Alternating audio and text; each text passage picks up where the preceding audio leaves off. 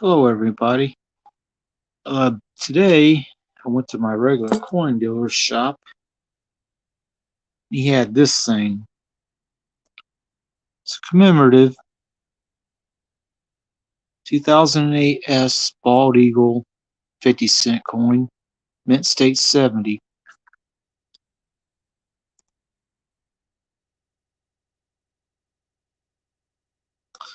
It's a perfect coin by grade. That's as high as they go, mint state 70. They minted quite a few of them, but I hadn't actually seen one of these before, and I quite like this. And if I hadn't have bought it, I'm sure someone would have. It looks nice. The Eagle babies. Hello, Kane. How you doing? The Eagle babies and egg on this look pretty neat.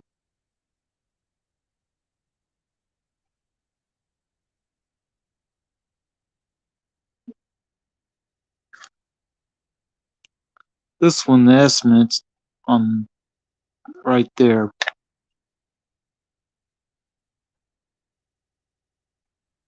Like I said, the Eagle does have some remarkable details.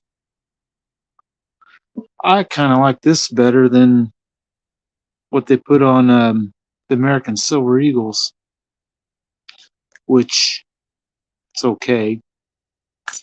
Now, is that also at my coin dealer, and he had this thing. He had a tool sale going on. I know this thing almost looks like a toy. It's actually a Craftsman, and it's kind of like a channel lock, but it's very small. This is a normal 6-inch slip joint pair of pliers. Is much bigger and heavier than it is. This isn't something you're going to use to really do any heavy work, but if you have to do something on a small thing that you don't have much room to get into, it might be the only thing you can do to use to do the job. All right.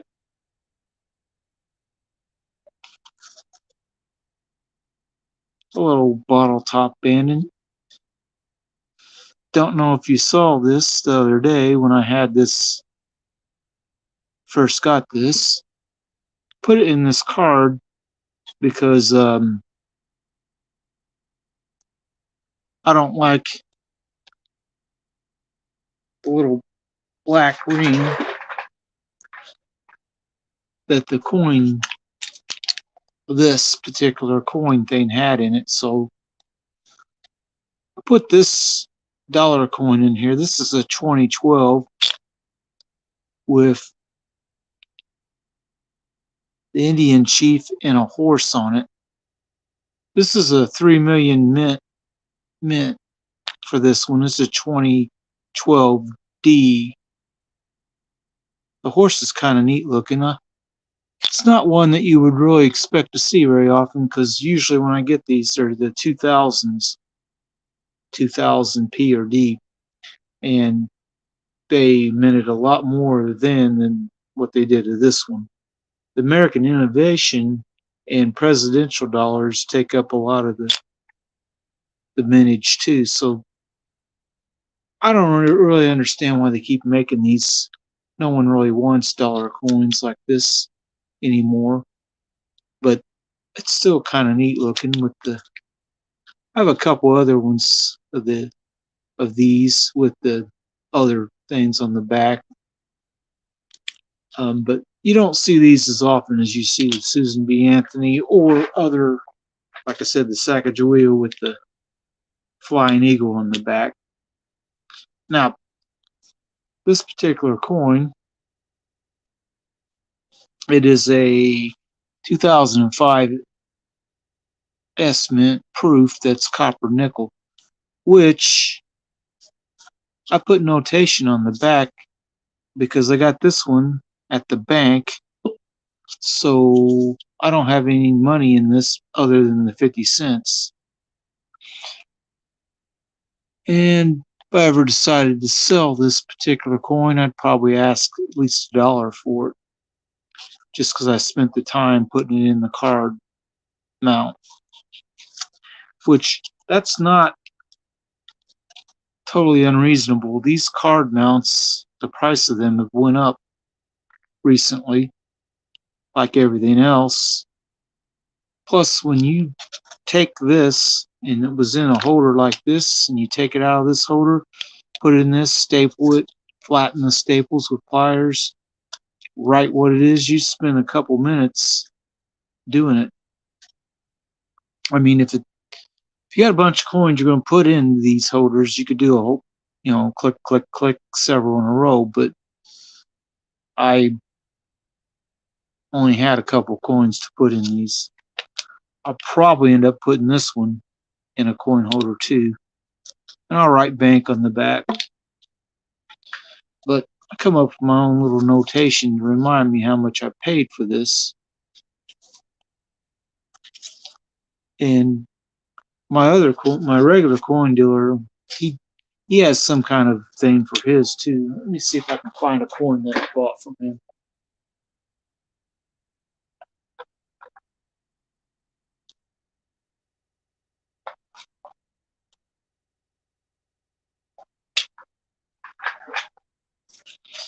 This 42 dime YX5. I do not know what this means. I've looked at hundreds, probably thousands of coins at his shop, and I've never been able to really tell exactly what his code means. He has 4 letters sometimes 3 like this. Tells him he knows what it means and he knows how much he paid to buy this. I'm guessing he paid someone about $2 for it, in that range, and he's repriced it to $2.50. He doesn't make a whole lot, but he sells them almost as quick as he can get them. And this one I also got from him, but he did not write any notation on the back. It does have an X on it, but I don't know what that really means either, but that doesn't appear to be his notation.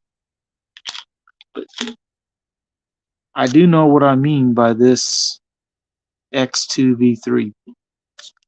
It's not a real complicated one, but it will let me know what I paid for it if I ever decide to sell it again.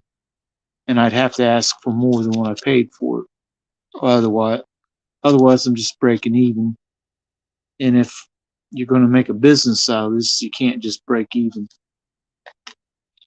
Let's see.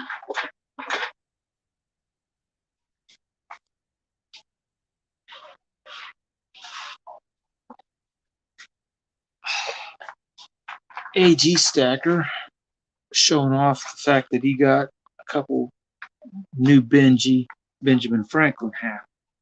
I'm wondering how many of them I have handy in this box of mine here. And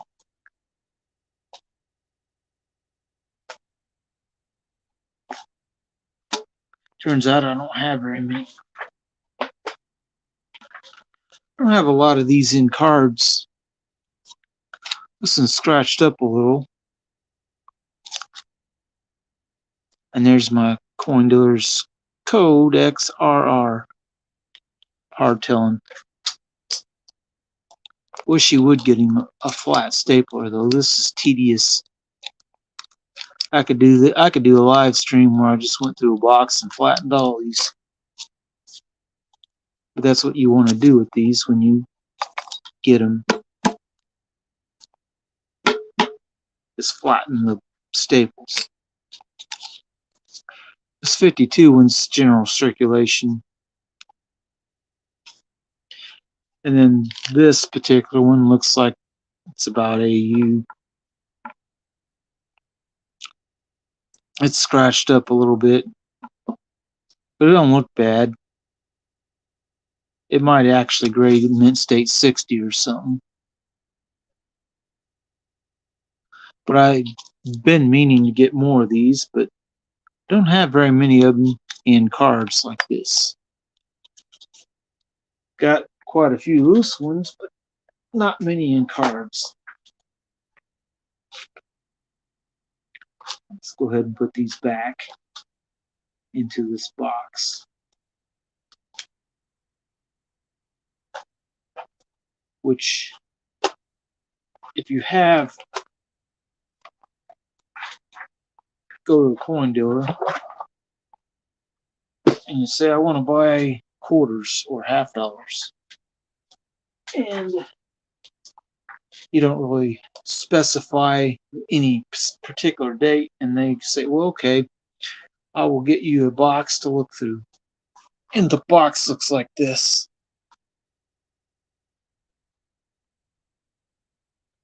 And it's fully loaded. You're talking to a serious dealer, or pretty much, because this has got half dollars and quarters in it. The size of the box is a double wide, and it's 14 inches long. It's a monster box. Most coin dealers I go to, they have double wide boxes. They're about 9 or 10 inch ones, and they usually don't have them full very often because people, well, the one coin dealer, he just goes through coins crazy because people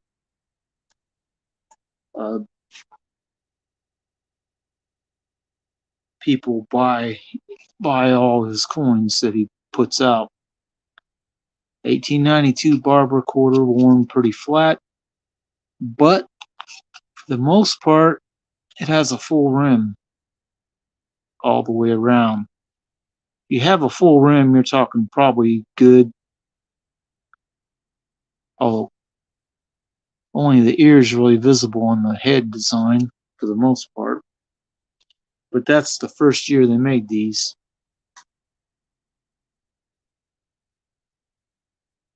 While we're in this box, most of these are ones that I bought.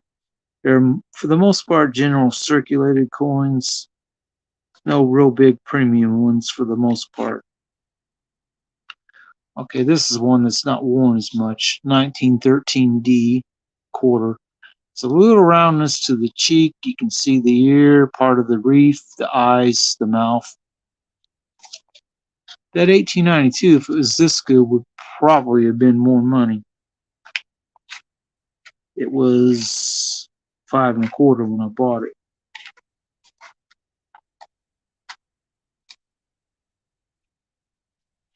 Just to show you, some of these I've had for a little while. Standing Liberty quarter for $4. It's been a while since I've been able to buy one for that price. Like, you know, usually they're $5 or $6 anymore. Like this one's $6. Oh, 1930S, $3.75.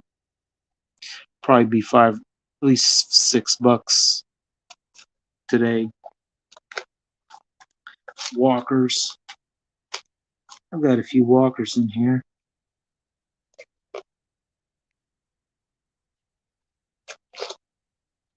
We'll tell you though, if you don't know it, these proofs are 90% silver. They started making them in proofs like this with silver. I don't remember the first year they made them, but they look kind of nice. And there are silver proofs for the state quarters as well. Let's see if I got one in here.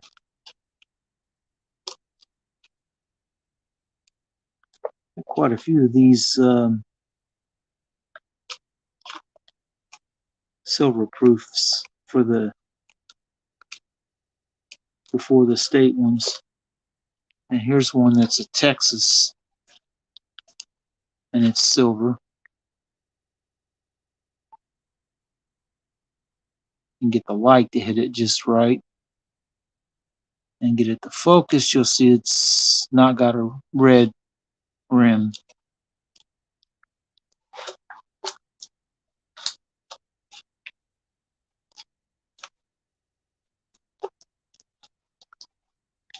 Don't know how much later I'm going to stay live. Probably not a whole lot longer.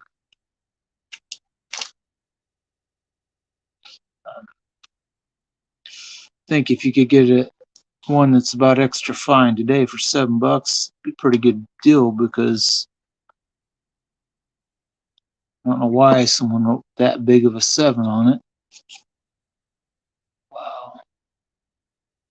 FZS-018. Again, I don't know what his code means.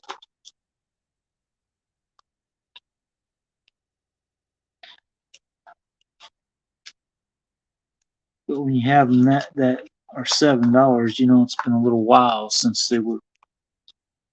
I bought them. So lately they've been about $12, $12.50, and 64 Kennedys is somewhere around that price too. This one I've had for a while. It's nicked up a little bit, but you can see it's got good mint luster on it.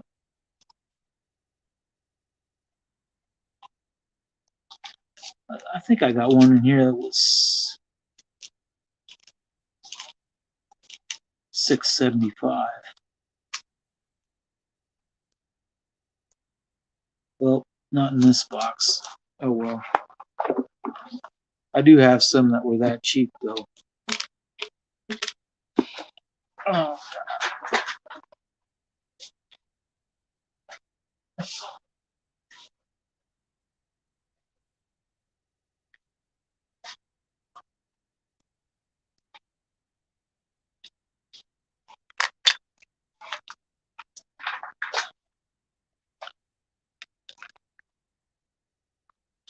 This Barber half probably is the best condition one I have. Got full rim on front and back, and it's 1906. A lot of these coins stayed in circulation a long time, but this one's not too bad considering.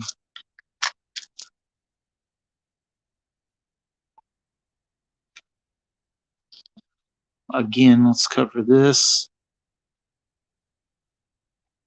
That's 1916. Last year they made the dimes. They made Mercury dimes and Barber dimes the same year. But his eyes must not have been real sharp. It looked like the 6 might have looked like an O, with a scratch on it or something. But it's a 1916, not 1910. And that happens. I've got a few of the 1892 ones. This one has an odd look to it with the really dark background, at least on the front. First year and last year Barber dimes. And these usually run $3 to $3.50 whenever he has them. They're usually more than the Mercuries and Roosevelts, although by weight, I would say the Roosevelt's probably the most silver in them. Anyway, I hope that everyone's having a good night. I want to thank Kane Friday and Bottle Top Bandit for stopping by during the live stream. And go check out Bottle Top Bandit's channel. I'm not sure Kane makes any videos. I know that he might. I don't know. I haven't really noticed any, but thanks for everybody stopping by. Anybody watches this over the next day or two, thanks. And if you like this kind of content, like and subscribe. Go check out Poor Man's Gold. Check out AG Stacker 1776. Old Country Coin Collector. Frosty, who hasn't made very many videos lately. Hope that he's not quitting making videos, because he made some interesting ones. And Thanks everyone for stopping by and have a good night.